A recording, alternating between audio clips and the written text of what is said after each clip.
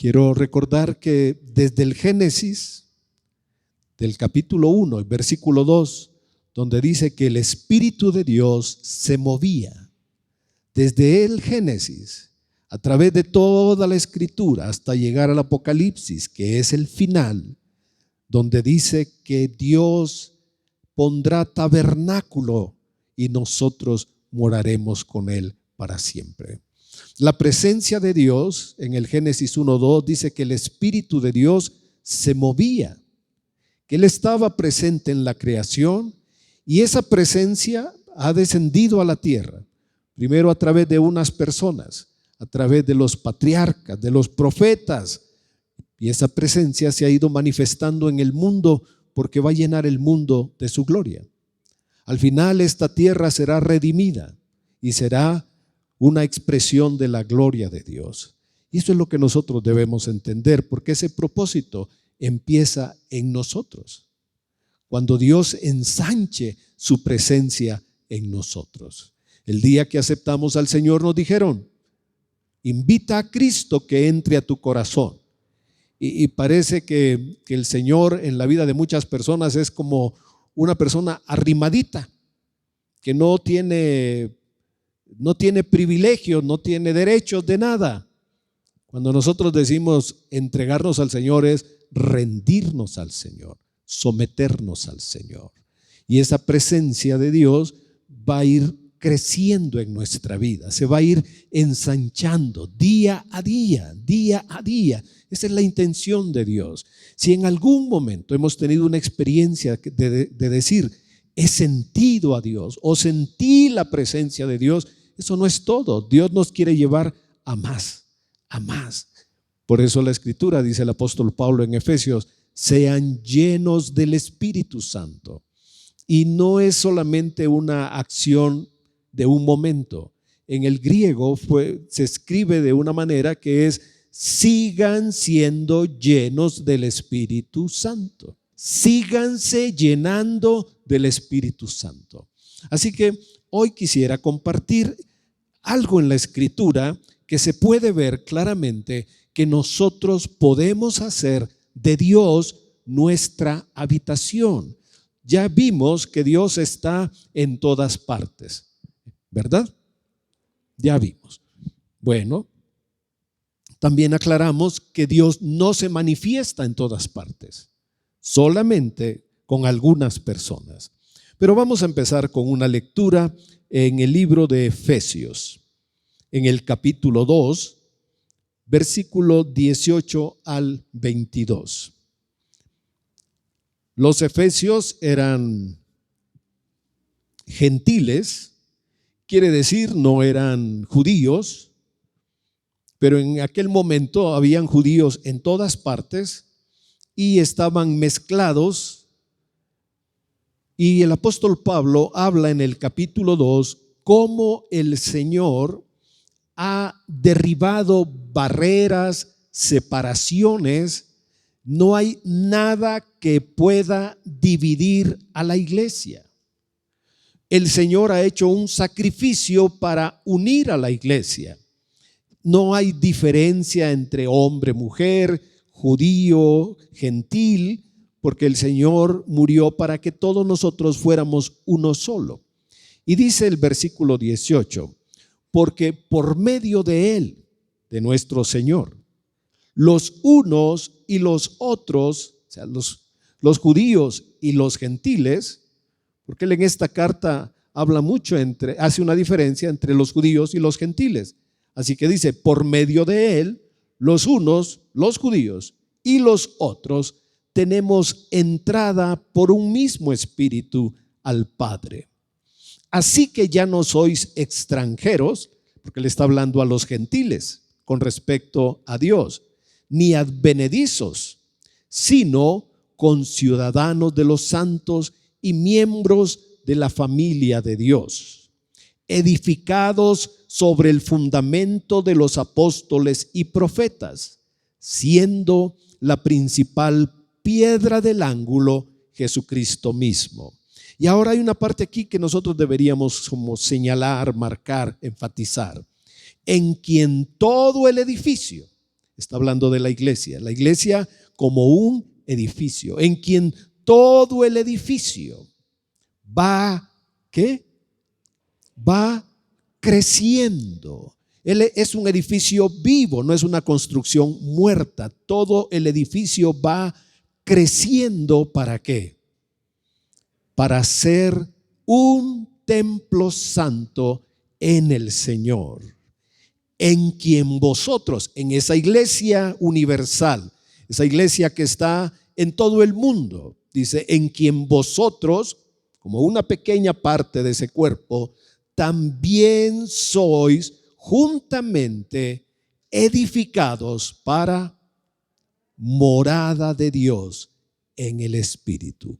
Nosotros somos edificados a través de la palabra, a través de la reunión, a través de la alabanza, la celebración que hacemos para Dios.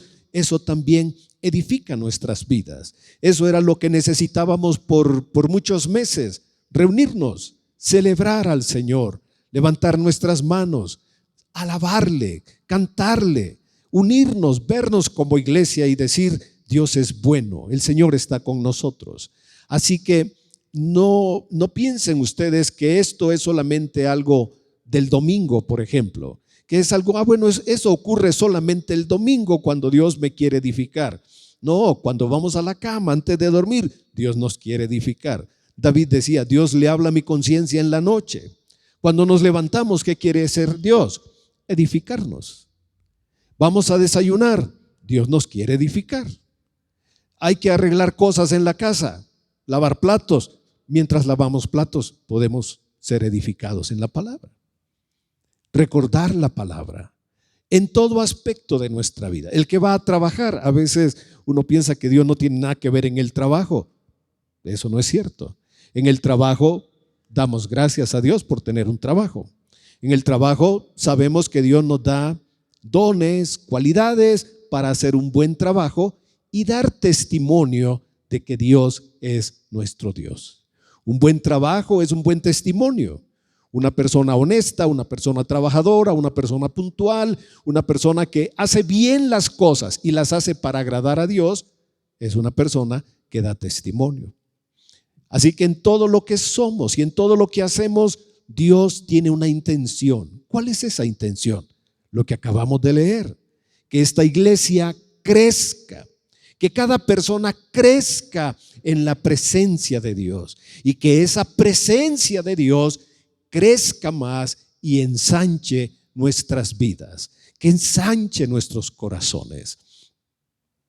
Por ejemplo, cuando una persona no está muy aislada o se crió en una familia muy aislada, no le es fácil relacionarse con otros. Pero un grupo familiar que es grande y que se visitan las familias y que parecen como todo un clan y que son muchos los que celebran cumpleaños, estas personas están más familiarizadas para relacionarse con otros. Y nosotros podemos decir: bueno, pues el Señor está conmigo y yo no necesito reunirme con nadie. Yo aquí, Dios y Él sabe que yo lo amo y yo aquí solito. Pero Cristo no murió para eso. Cristo murió para hacernos un cuerpo, una familia. Dice: conciudadanos. Miren, cuando las personas emigraron a Estados Unidos, en ciertas ciudades están ahí el grupo de personas. Por ejemplo, en Los Ángeles la mayoría son mexicanos. Cuando un mexicano dice: me voy a ir a Estados Unidos, por lo general va para Los Ángeles. En Miami hay muchos cubanos. En Nueva York hay muchos puertorriqueños. Y cuando una persona del país que va busca una ciudad donde estén sus conciudadanos. Y entonces, ¿qué encuentran ahí en esas colonias? Encuentran frijoles de su tierra, el queso de su tierra, la crema, el chorizo. Según la ciudad a donde las personas vayan, ahí se refugian y son conciudadanos. Todos nosotros, si hoy nos preguntaran qué identificación, cómo nos podemos nosotros presentar ante la sociedad, pasaporte, cédula, licencia, y ahí ¿qué va a decir? Mexicano, mexicano, mexicano, mexicano. ¿Qué somos nosotros? Mexicanos. Pero espiritualmente, ¿qué somos? Hijos de Dios, conciudadanos de los santos. Nuestra verdadera ciudadanía no está aquí. Nuestra ciudadanía está en los cielos. Es ahí donde nosotros pertenecemos. Así que solamente estamos aquí de paso. ¿Que vamos a estar aquí? ¿De cuánto hablamos? 70, 80, 90, 100 años, pero al final pasaremos a nuestra verdadera casa, a nuestra morada celestial, donde estaremos con Él para siempre.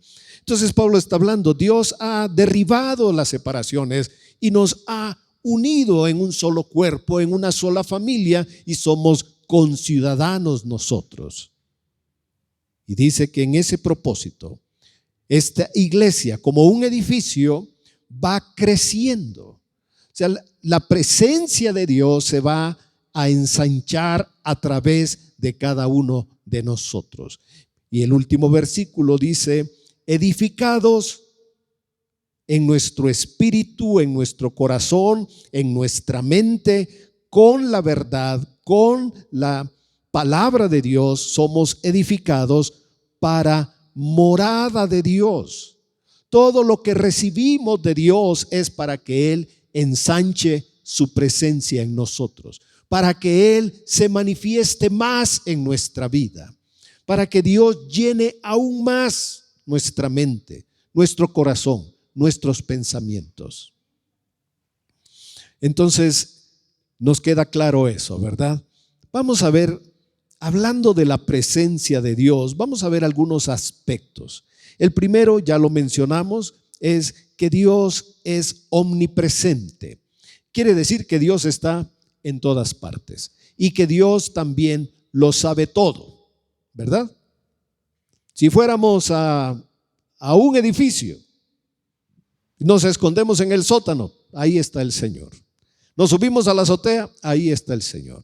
Nos subimos a un avión, ahí está el Señor. No hay lugar donde Él no esté. En todas partes está el Señor. ¿Y saben qué es lo maravilloso? Que Él nos da testimonio, porque nosotros podemos sentirlo en el corazón. Nadie debería decir, me siento solo, me siento abandonado, porque no es cierto. Porque Dios está en todas partes y está con nosotros. Otra cosa que está en la presencia de Dios, dijo David en el primer libro de Crónicas, y ustedes saben que la Biblia es una revelación. La Biblia no solamente es un libro, es una revelación de Dios, y es una revelación, dije, progresiva. Dios ha ido enseñando cosas desde el Génesis, en el Éxodo, en Levítico, en Números, en Deuteronomio, en los Jueces, en los libros históricos como el que vamos a leer ahorita. Y miren lo que nos dice el escritor David, hablando de la presencia de Dios. Dice, gloria y majestad están delante de Él. Poder y alegría en su morada. ¿Qué es lo que hay en la presencia de Dios? Gloria, majestad, poder, alegría en su morada. Eso es lo que hay en el cielo. En el cielo hay una celebración continua. Hay una adoración y una celebración del Señor continua. Hay una proclamación del Señor. Y el problema tal vez es que eso nosotros no lo vemos, no lo percibimos, no nos damos cuenta, estamos muy distraídos. Solo para recordar Isaías capítulo 6, dice Isaías que vio al Señor y que habían serafines delante del Señor, y que estos serafines de día y de noche están proclamando y diciendo: Santo, santo, santo, la tierra está llena de tu gloria. Día y noche hay una proclamación constante. Por lo menos en el cielo hay una percepción que la gloria de Dios está en esta tierra. Nosotros vemos baches, vemos basura, nosotros vemos problemas, nosotros vemos contaminación.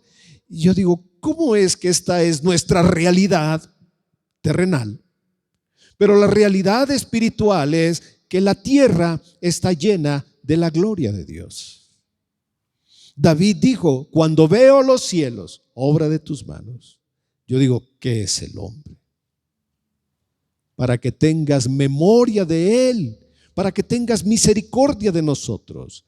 Los cielos, dice él, cuentan tu gloria. Si ponemos nuestra vista en el cielo, vamos a ver maravillas. Bueno, pero pues no se ven tantos cuando hay contaminación. Entonces, mira en el internet fotografías del universo. Si es que yo aquí no puedo ver, bueno, pues míralo a través del internet.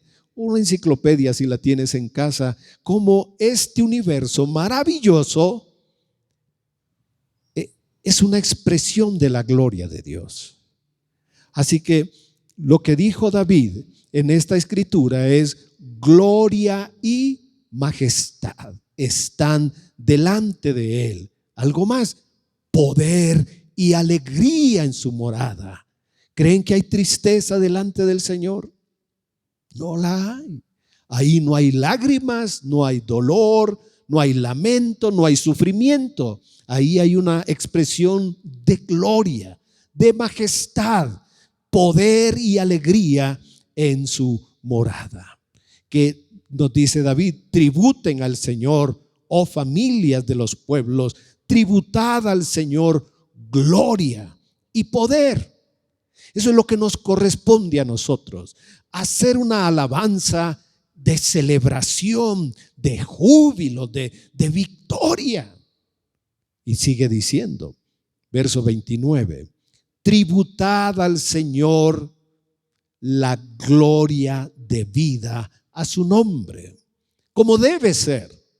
Traed ofrenda y venid delante de él. Adorad al Señor en la majestad de la santidad. Nos invita a venir. Traed ofrenda, venid delante de él. Ya dijimos, Dios está en todas partes. Y una persona puede decir: pues si yo me quiero quedar en mi casa, Dios está conmigo. Tendríamos que decir: es cierto, pero no es correcto, porque la reunión está diseñada para que la gloria de Dios se ensanche, la presencia de Dios se ensanche en todos nosotros. Y si todos venimos para alabar al Señor, y si todos venimos para darle gloria debida a su nombre, entonces podemos hacer una celebración donde Dios va a manifestar su presencia. Traed ofrenda, venid delante de él, adorad al Señor en la majestad de la santidad. Y todavía dice el verso 30, temblad ante su presencia toda la tierra. Ciertamente el mundo está bien afirmado, será inconmovible. ¿Qué hay en la presencia de Dios? Nos abren un telón y nos muestran gloria y majestad, poder y alegría en su morada. Dije que en la presencia de Dios no puede haber tristeza, no hay dolor, no hay lágrimas, no hay sufrimiento. Y todo el que pudiera pasar por un momento de dolor, de tristeza, de lágrimas, cuando entra a la presencia de Dios hallará bálsamo, medicina.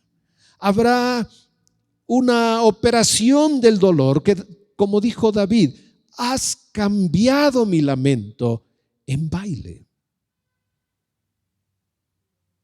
Has cambiado mi tristeza, mi dolor, lo has cambiado. Y quisiera que ahora vayamos al Salmo, les invito, vamos al Salmo 16:11.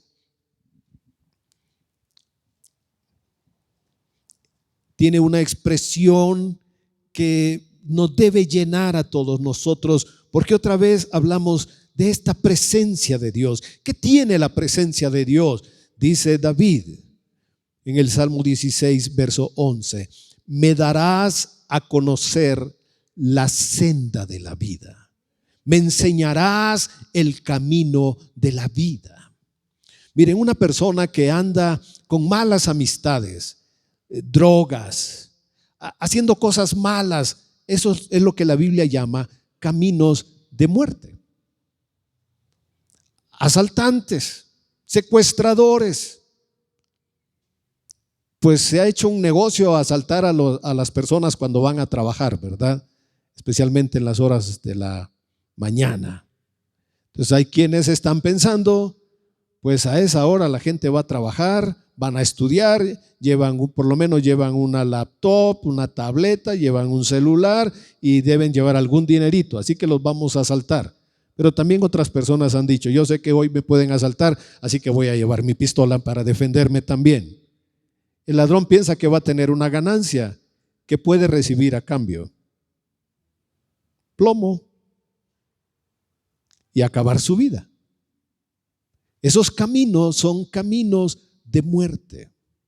El que entra en la droga, en el robo, en el secuestro, en la venta de esto, es un camino de muerte. Para los hijos de Dios hay un camino de vida. ¿Y qué dijo David? Tú me vas a mostrar a mí el camino, la senda de la vida. Y esto, volvemos, es una revelación. Dice, en tu presencia, en la presencia de Dios, ¿qué hay? Hay plenitud de gozo. En tu diestra, deleites para siempre. Estoy leyendo la versión, creo que es Biblia de las Américas. Por eso les puede parecer un poquito diferente. Me mostrarás la senda de la vida, delicias a tu diestra. Al entrar en la presencia de Dios, hallaremos plenitud, satisfacción, delicias a su diestra. Y me pregunto, hermanos, si nosotros realmente valoramos la presencia de Dios. Si todos nosotros como iglesia valoramos, y no solamente nosotros aquí en este espacio o en esta congregación, sino en todo el mundo, si realmente la iglesia valora la presencia de Dios. Porque cuando vemos el corazón de David, David amaba la presencia de Dios. David lloraba, suplicaba por la presencia de Dios. Lamentaba cuando tuvo que huir de la tierra de Israel y escapar de Saúl. Él decía, yo estoy en una tierra de ídolos, porque la presencia de Dios, ellos entendían, la presencia de Dios está en Israel. Pero la mayor presencia de Dios estaba en el tabernáculo. Y era lo que David lamentaba, no poder tener el acercamiento a la presencia de Dios, no poder entrar a la tiendita que él hizo para orar en la presencia del Señor. Y creo, hermanos, que el mundo nos engaña y nos ofrece muchas cosas como una dulzura. El pecado se presenta como algo dulce y atractivo. La seducción de este mundo distrae a las personas y nos hace perder de vista que el pecado es amargo y que dulce solamente nuestro Señor. Por eso, a medida que valoremos a Cristo, su presencia será nuestra mayor dulzura. La dulzura del alma se llama Jesús. A Él lo necesitamos. Ese es el nombre que nosotros debemos invocar. Es el nombre que debemos clamar. Es el nombre que si vamos en una carretera y vemos un accidente, Señor Jesús, extiende misericordia a estas personas. Si vemos una ambulancia que va ahí pidiendo el paso, pues nos hacemos a un ladito y decimos: Señor, ten misericordia de esa persona, que llegue a tiempo, que se pueda salvar, que lo puedan atender. No necesitamos así como un tiempo especial de oración, no, porque al vivir en su presencia, precisamente vamos a desarrollar, orar en su presencia, alabarle constantemente, y necesitamos la reunión de iglesia para estar todos juntos. ¿Valoramos la presencia de Dios, hermanos? Debemos aprender a valorarla. Por eso David decía: un día en tus atrios es mejor que 1000. Casi 3 años fuera, que fue algo como lo que David vivió fuera de Israel. Tuvo que huir de Saúl, estuvo varios meses fuera. Por eso él decía: es mejor estar un día en tu atrio que 1000. Otra cosa que vamos a hallar en la presencia de Dios, vamos al Salmo 31, es que Dios a sus hijos en su presencia le da protección. Dice el Salmo 31, 20: en lo secreto de tu presencia los esconderás de la conspiración del hombre. Los pondrás en un tabernáculo a cubierto de contención de lengua. Otra versión dice: lo pondrás en lo secreto de tu presencia, en un refugio, porque la presencia de Dios se vuelve un refugio. Cuando venimos al Señor y tomamos un tiempo para estar en privado con Él, esa presencia se volverá nuestro refugio, nuestra protección. El Salmo 27, 5, nuevamente David dice, ¿y por qué David escribió tantos salmos? Porque él hablaba mucho de la presencia de Dios. ¿Y por qué hablaba tanto de la presencia de Dios? Porque eso era lo que él amaba, era lo que él deseaba, era lo que él anhelaba. El Salmo 27, 5 dice de esta manera: porque él me esconderá en su tabernáculo en el día del mal. Y vaya que David vivió muchos momentos difíciles de persecución, de enemigos, personas que constantemente buscaron hacerle daño. Pero ¿qué dice David? Él me esconderá en su tabernáculo en el día del mal. Me ocultará en lo reservado de su morada. Sobre una roca me pondrá en alto. Él estaba seguro que la presencia de Dios lo iba a proteger. Y de la misma manera te quiero decir, cuando venimos al Señor, ahí está nuestra protección. El mundo puede estar planeando muchas cosas y Dios lo puede permitir, pero nuestra protección está no en los guaruras, sino en la presencia del Señor. Y algo más que hace la presencia de Dios es que nos da dirección, nos da guianza. Y hoy vamos a leer un poquito en el libro del Éxodo, en el capítulo 12. Vamos a hacer memoria de la salida del pueblo de Israel de Egipto.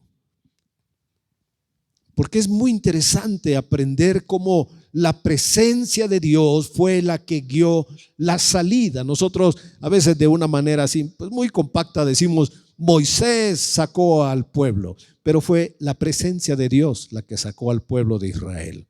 Claro, usó a Moisés, pero lo que debemos entender, la presencia de Dios libró a Israel de la esclavitud.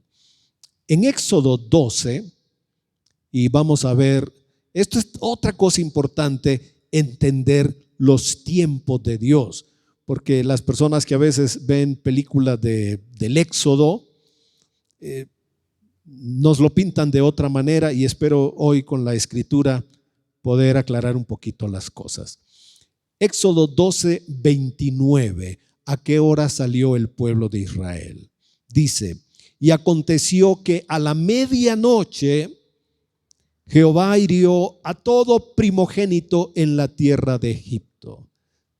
desde el primogénito de Faraón que se sentaba sobre su trono, hasta el primogénito del cautivo que estaba en la cárcel, y todo primogénito de los animales. ¿A qué horas ocurrió eso? A la medianoche. Verso 31. E hizo llamar a Moisés y a Aarón de noche, y les dijo: salid de en medio de mi pueblo, vosotros y los hijos de Israel, e id, servid a Jehová como habéis dicho. Pasamos al 33. Y los egipcios apremiaban al pueblo, dándose prisa a echarlos de la tierra, porque decían: todos somos muertos. ¿A qué hora pasó el éxodo? A la medianoche. A la medianoche mueren. Cuando mueren todos, entonces el faraón con sus consejeros llamen a Moisés. Está pasando la medianoche. Y dice: ahora váyanse. Y toda la gente, porque dice que en todas partes había muerto un hijo primogénito. Y tendríamos que, para entender eso, recordar que por años ellos habían matado a los niños de Israel. Ahora Dios estaba trayendo justicia sobre Faraón, sobre sus dioses y sobre todos los egipcios. Cuando se establece la Pascua, dice el verso 42, es noche de guardar. Por eso se comía el cordero asado en la noche. Es noche de guardar para Jehová, por haberlo sacado en ella, en la noche, de la tierra de Egipto. Esta noche deben guardarla para Jehová todos los hijos de Israel en sus generaciones. Y cuando pasamos al capítulo 13, verso 20, dice, aquí no menciona la hora, dice: y partieron de Sucot y acamparon en Etam, a la entrada del desierto. Pero es importante entender a qué hora ocurrió todo esto. Fue en la noche, a la medianoche. Y esto tiene una enseñanza para nosotros, porque la obra que hace Dios es de la oscuridad a la luz. Partieron de Sucot, dice. Y vamos a leer ahora el verso 21. Ok, sale todo el pueblo, muy bien. Pero ¿qué dice el verso 21? Y Jehová, ¿qué?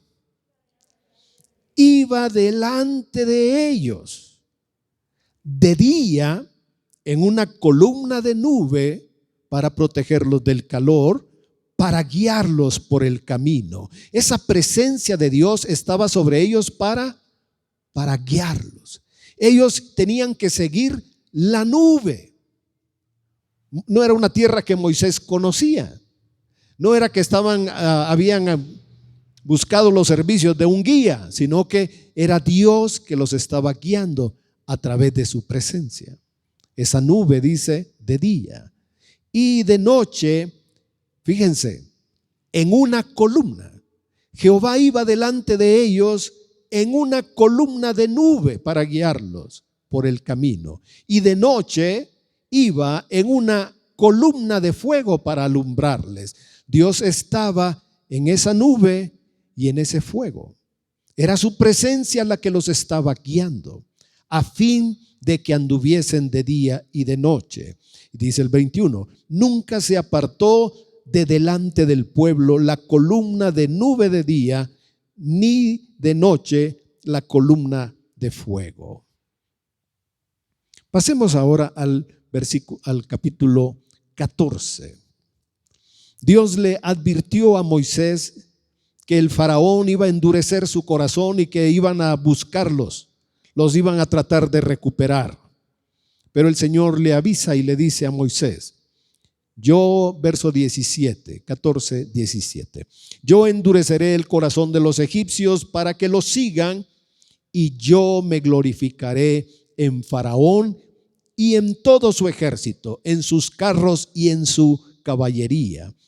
Y sabrán los egipcios que yo soy Jehová cuando me glorifique en Faraón, en sus carros y en su gente de a caballo. Sigamos leyendo al verso 19. En la presencia de Dios también hay otros seres. Cuando Dios se manifiesta en un lugar, normalmente no viene solo. El ángel del Señor, el ángel de Dios, ¿qué? ¿Que iba qué? El pueblo vio ángeles, lo más seguro es que no los vio, pero la Escritura nos dice que el ángel de Dios que iba delante del campamento de Israel, ¿qué hizo? Se apartó e iba en pos de ellos. De ir adelante el ángel, se puso atrás en la retaguardia para protegerlos. Y dice, y asimismo la columna de nube que iba delante de ellos se apartó y se puso a sus espaldas. Les iba guiando la presencia de Dios, pero cuando aparece el faraón con todo su ejército, la presencia de Dios se pone atrás para protegerlos. Y dice el verso 20, e iba entre el campamento de los egipcios y el campamento de Israel. Y esto es hermoso, hermanos. Era nube y tinieblas para aquellos, pero para los hijos, para el pueblo que alumbraba a Israel de noche. Es maravilloso considerar la presencia de Dios. Para unos era una nube y era oscuridad. Para el pueblo, ¿qué era? Luz. Iluminaba su camino. Y en toda aquella noche nunca se acercaron los unos a los otros. Verso 24. Aconteció a la vigilia de la mañana, que es la hora ya como 6 de la mañana, que Jehová miró el campamento de los egipcios desde la columna de fuego y nube. ¿Dónde estaba Dios? Su presencia estaba en la columna de nube y de fuego. ¿Y qué hizo el Señor? Dice, trastornó el campamento de los egipcios y quitó las ruedas de sus carros y los trastornó gravemente. Entonces los egipcios dijeron, huyamos de delante de Israel, porque Jehová pelea por ellos contra los egipcios. ¿Sabemos qué pasó? Dijo Dios, ahora le dice a Moisés, extiende tu mano, cierra las aguas del mar. ¿Y qué le pasó a Faraón y a todo su ejército y sus carros? Fueron sepultados por el agua. Dios trajo castigo. Esa presencia de Dios también trae juicio, trae castigo para los malos. Faraón había sido un hombre que endureció su corazón. Cuando vinieron las plagas, él le decía a Moisés, ora por mí, quítame la plaga. Pero nunca le interesó conocer al Dios que hacía las plagas. Se rindió, nunca se rindió, hasta que Dios tocó la fibra más íntima de su corazón y quebrantó su orgullo y soberbia, matando a su primogénito. Ni él era Dios, ni su hijo era Dios, porque en la antigüedad creían que ellos eran dioses. Dios les mostró, no son dioses, son como cualquier otro ser humano. Dios castigó la opresión, la maldad, todo lo que habían hecho sufrir a Israel, Dios lo castigó. Llegará el momento en que Dios va a castigar, porque esta presencia también trae castigo para los malos. Para los hijos, protección, luz, guianza. Y dice el Éxodo 40:36 que todo el tiempo la presencia de Dios estuvo con Israel y era lo que los guiaba. Ya sabemos que Dios estaba en el fuego y en la nube. Dios no era una nube ni era un fuego. Dios estaba ahí en medio de eso. Y cuando la nube se alzaba del tabernáculo, los hijos de Israel se movían en todas sus jornadas. Pero si la nube no se alzaba, ¿qué pasaba? No se movían hasta el día en que ella se alzaba. Porque la nube de Jehová estaba de día sobre el tabernáculo y el fuego estaba de noche sobre él, a vista de toda la casa de Israel en todas sus jornadas. Así que todo el pueblo de Israel durante este tiempo no era Moisés el que los guiaba, era la nube. Moisés estaba a cargo, pero lo que movía al pueblo era la nube. Cuando la nube se levantaba, ellos ¿qué hacían? Arreglamos las cosas y seguimos la nube. Nosotros hoy diríamos, pastor, ¿cómo le haríamos nosotros? Bueno, hoy no tenemos que movernos con todas las cosas que tenemos en casa, pero sí tenemos que movernos en el corazón a donde Dios nos quiera llevar como iglesia, como pueblo. Por eso está aquí registrado que ellos se movían de acuerdo a la nube. Y nosotros así debemos movernos, de acuerdo al testimonio de Dios en toda la iglesia. Una familia debe tener un testimonio de Dios de las cosas que quiere y de lo que va a hacer. Nosotros debemos tener un testimonio de Dios de lo que Él quiere aquí entre nosotros. Una cosa más que trae la presencia de Dios, esto pasó con Moisés. Vamos al Éxodo 33. Moisés, vaya que padeció guiando al pueblo de Israel. Y él rogó que Dios ya lo diera de baja. Le dice, si me amas, ¿por qué me has dado este trabajo, no?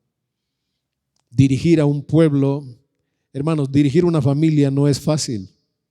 Dirigir a muchas personas más difícil todavía. Pero en la plática que tienen, después de que habían destruido el becerro, dice el verso 14, capítulo 33, que Dios le dijo a Moisés estas hermosas palabras: mi presencia irá contigo y te dará ¿qué? ¿Te dará qué? Descanso. ¿Qué da la presencia de Dios? Descanso.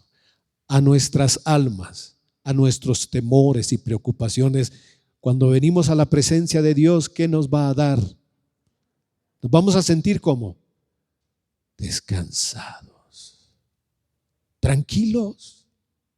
Ya la angustia se fue, la tensión desapareció, porque la presencia de Dios, si vamos a su presencia, nos va a dar refugio, nos va a dar descanso. Y yo creo que todas estas cosas que hace Dios, como ya dijimos, ¿verdad? Que está en todas partes, que Él da guía, protección, que hay gloria, poder, plenitud de gozo en su presencia, nos debe a nosotros inspirar, anhelar, nos debe despertar a nosotros el deseo de adorar, de amar al Señor. Y vamos al Salmo 42.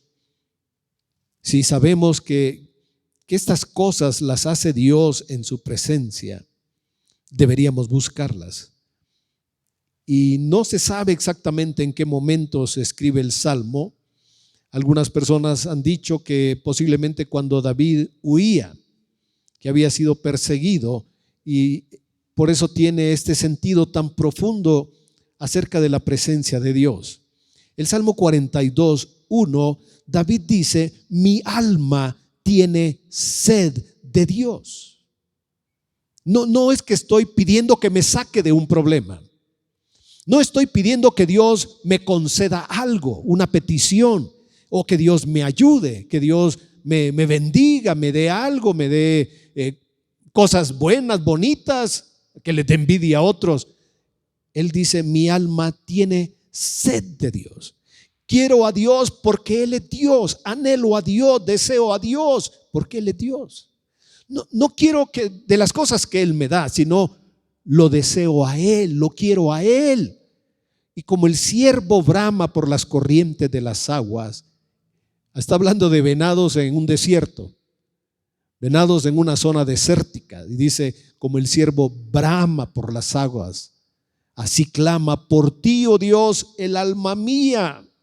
Aquí no se ve que hay otra petición, sino te busco a ti, Señor, tengo sed de ti. Quizás otras personas estén buscando las bendiciones de Dios. Yo te estoy buscando a ti.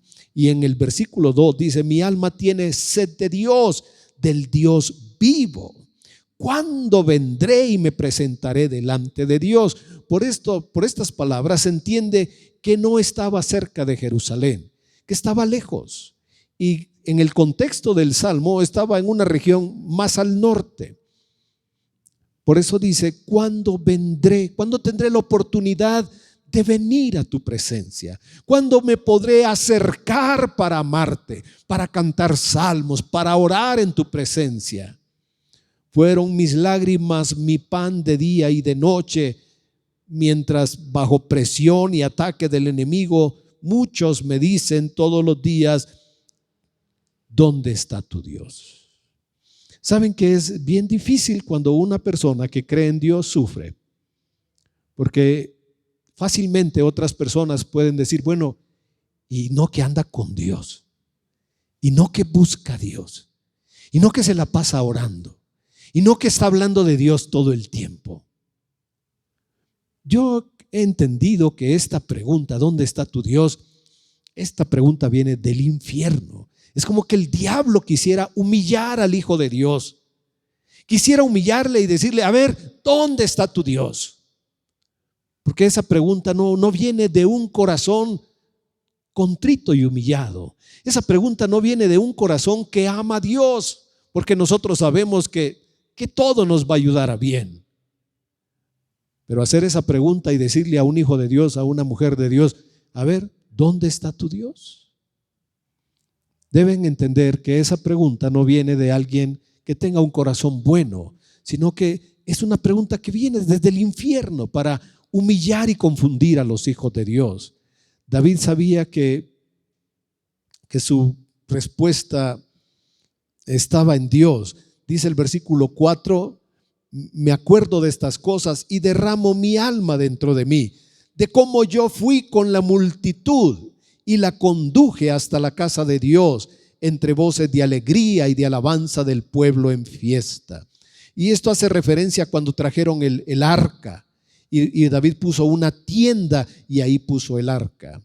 Y entonces dice él: ¿por qué te abates, oh alma mía, y te turbas dentro de mí? Él se está hablando a sí mismo y dice: a ver, ¿por qué te abates? ¿Por qué te desanimas? Y creo, hermanos, que pudiera ser terapéutico que nosotros también nos digamos: ¿y yo por qué me voy a achicopalar? ¿Y yo por qué me voy a desanimar? ¿Y yo por qué tendría que desanimarme? ¿Por qué el diablo tendría una ventaja de apagar el fuego del Espíritu en mi corazón? Él dice, la respuesta la da, dice: ¿por qué te turbas dentro de mí? Espera en Dios, porque aún he de alabarle. Debo esperar en Dios, porque todavía lo voy a celebrar. Voy a proclamar su grandeza y voy a proclamar que Él es Dios en medio de mi problema, que Él es Dios en medio de mi confusión, en medio de mi turbación, en medio de mi necesidad. Él es Dios. Voy a esperar en Él. Hermanos, esto es lo mejor que podemos hacer: esperar en Dios. Porque siempre nos van a presionar a que hagamos algo. Pues ve al monte de piedad, pues empeña las escrituras, pues vende el carro, pues haz esto, pues haz lo otro.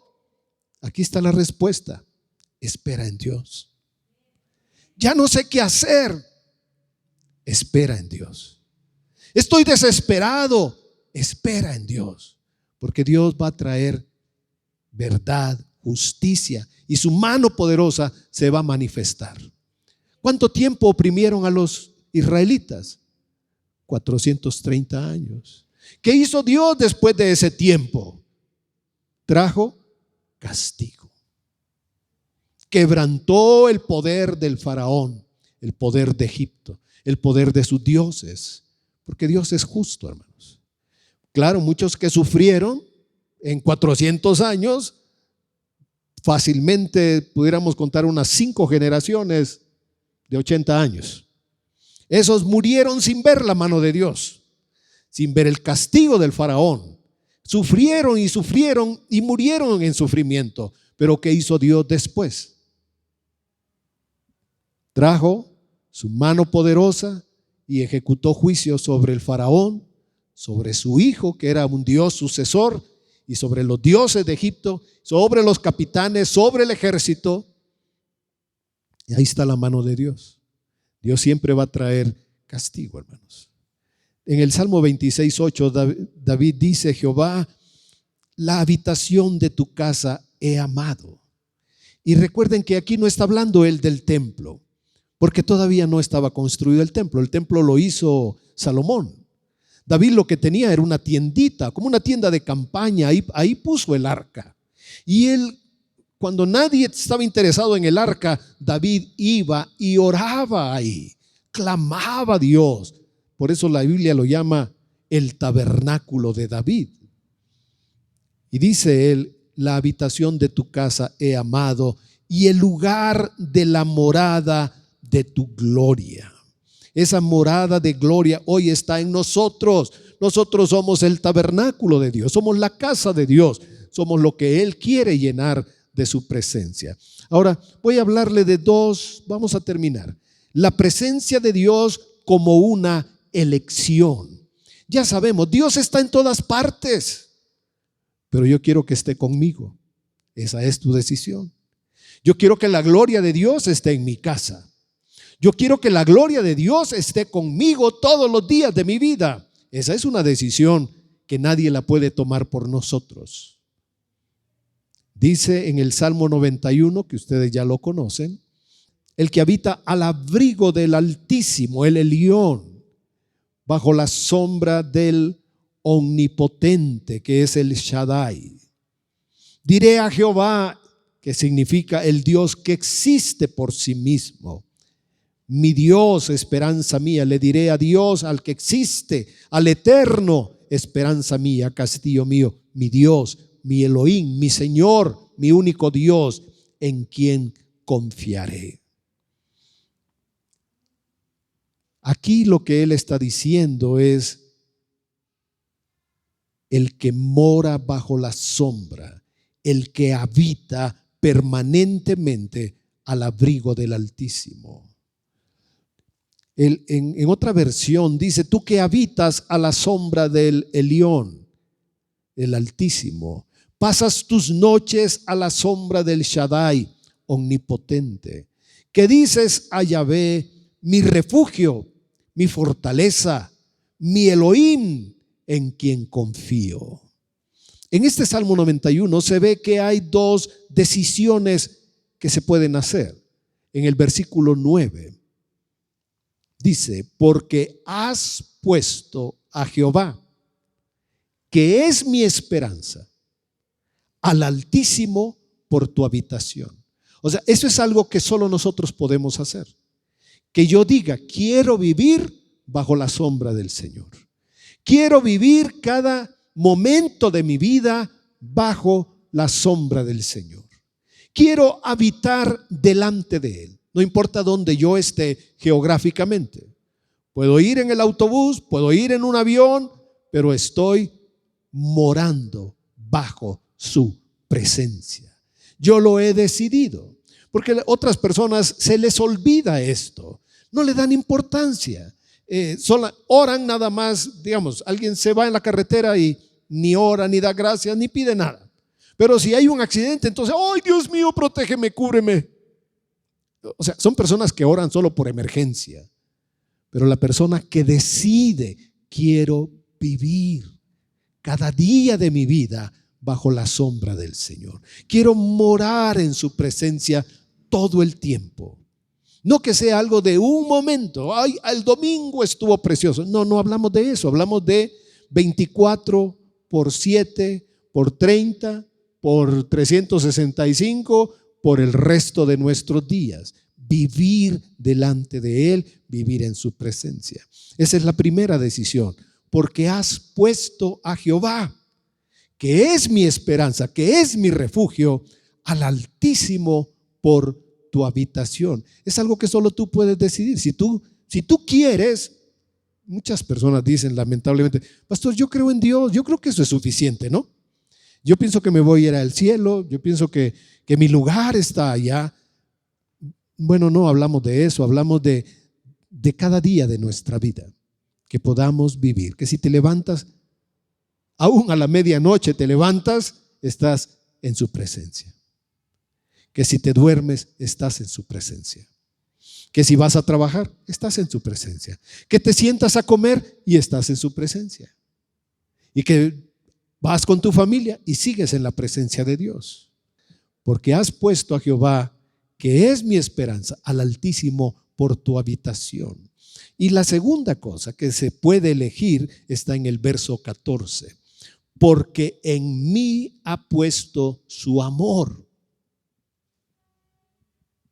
No solo es creer en el Señor, es amar al Señor.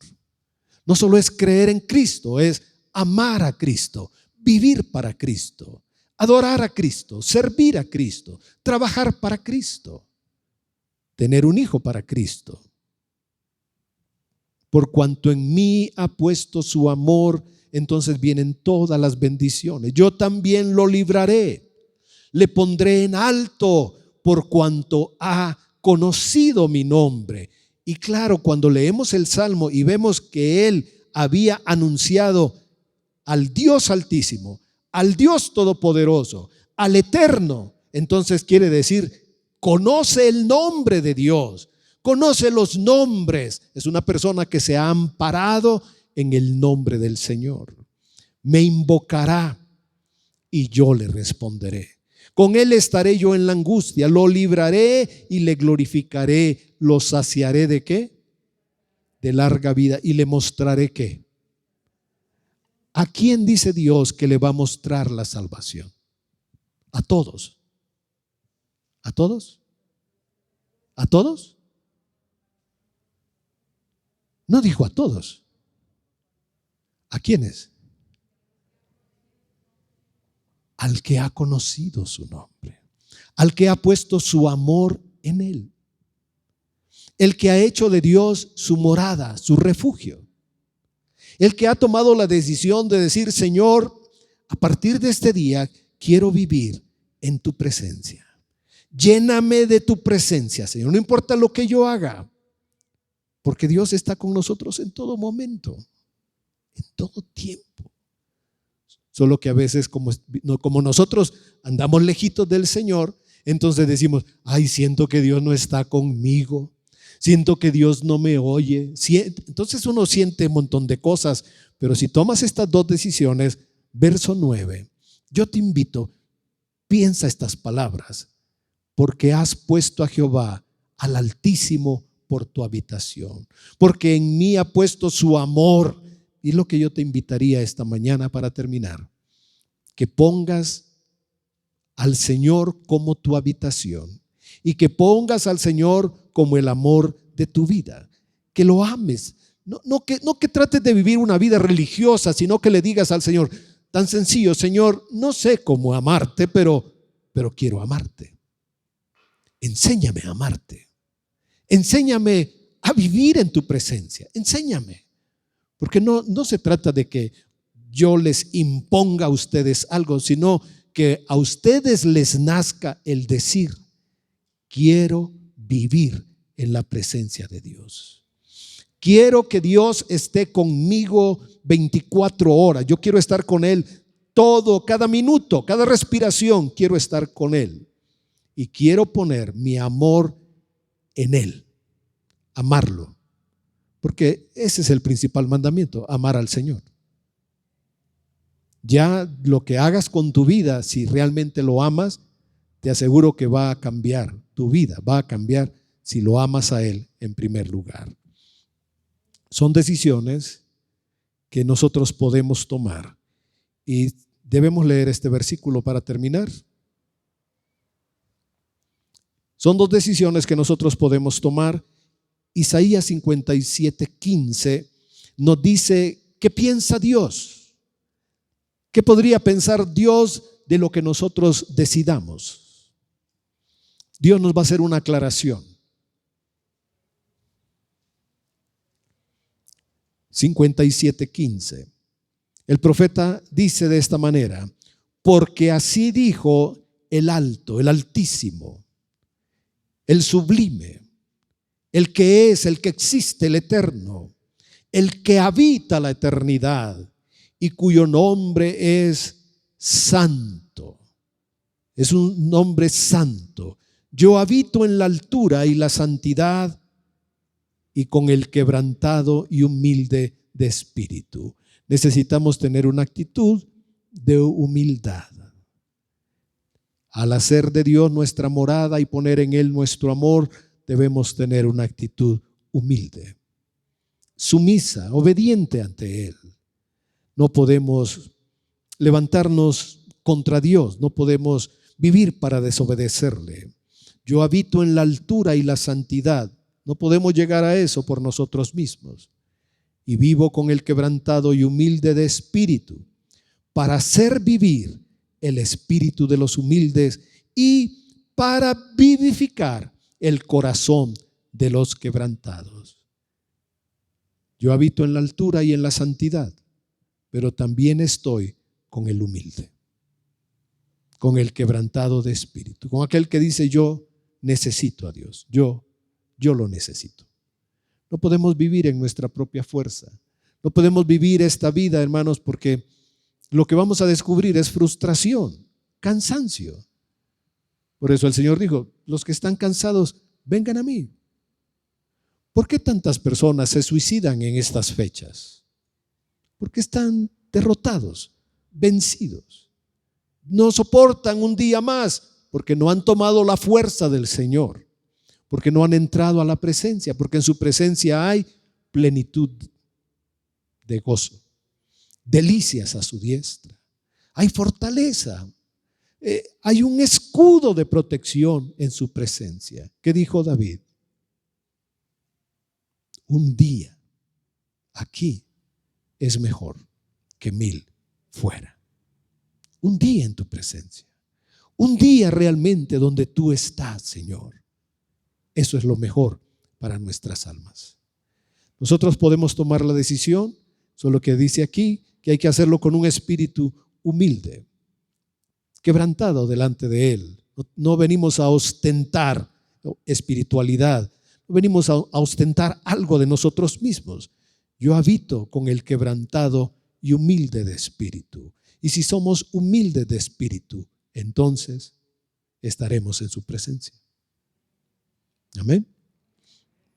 Hablar de esto no es todo, hermano. Esto nos va a llevar al Nuevo Testamento, donde el Señor vino a morar con nosotros y donde el Señor entra a vivir en nosotros. Y ahora vamos a hablar de una presencia que está en nosotros, no en el tabernáculo, sino en nosotros, donde Dios se debe ensanchar en nuestra vida. ¿Cuáles 2 decisiones deberías tomar antes de terminar esta reunión? Antes de terminar esto que estás oyendo. La primera es poner tu habitación en Él.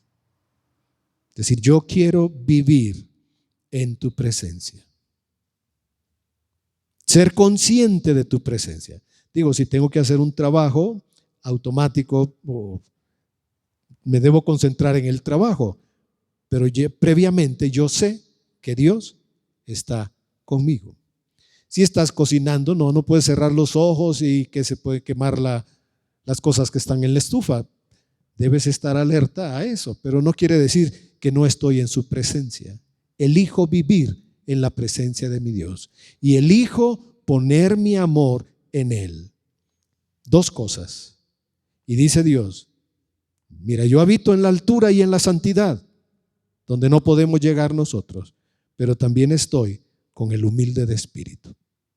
Así que si somos humildes, Él estará con nosotros. Te invito, cierra tus ojos un momento, oremos, abramos nuestro corazón, conectemos con Dios nuestro espíritu, conectemos todo nuestro ser para decirle a Dios: Padre, quiero vivir en tu presencia. Quiero vivir como nunca antes he vivido.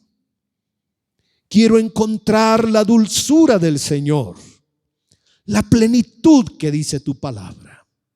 el refugio que tú dices, la protección, la guianza, el escudo de tu amor en tu presencia. Y decirte, mi Dios, mi Señor,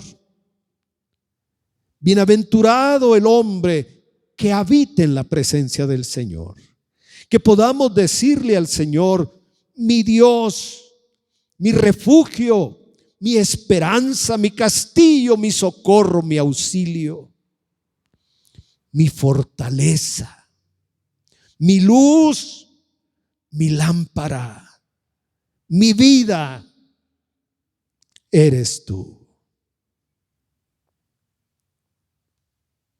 Y quiero poner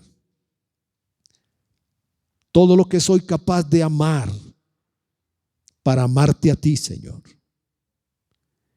Y ser guiado por este amor, por tu palabra y por tu espíritu para hacer tu voluntad. Quiero amarte, darte a ti el primer lugar. Y que esta presencia llene tanto nuestras vidas, que cada día que nos reunamos, esta presencia se ensanche más y más en nuestros corazones. Y tengamos una reunión llena de la gloria de Dios. Que al reunirnos, esta gloria se ensanche a través de nuestras vidas. Que resplandezca aquí la gloria y la presencia del Señor. Te damos gracias, Padre, en el nombre de Jesús. Te damos gracias por esta bondad infinita, por esta gracia maravillosa que se nos ha dado a través del Cordero que murió en la cruz. Gracias por perdonar nuestros pecados, por cancelar las divisiones, las separaciones. Gracias por derribar lo que el diablo ha levantado para dividir. Y gracias por establecer unidad de tu espíritu, unidad de la palabra, unidad del cielo en nuestros corazones. Para que hoy hagamos firme este deseo de hacer de tu presencia nuestra morada. Y también poner nuestro amor solamente en ti, Señor. Al hacerlo, también agradecemos que has prometido librarnos, estar con nosotros en días difíciles, saciarnos de bien, darle a nuestra vida plenitud y mostrarnos toda tu salvación. Te damos las gracias en el nombre de Jesús, confiando que tu Espíritu Santo hará realidad esta palabra en nuestros corazones. Será luz, guía, refugio, protección, descanso, fortaleza, auxilio, socorro, todo lo que hemos necesitado por siempre. En el nombre de Jesús oramos. Amén. Amén.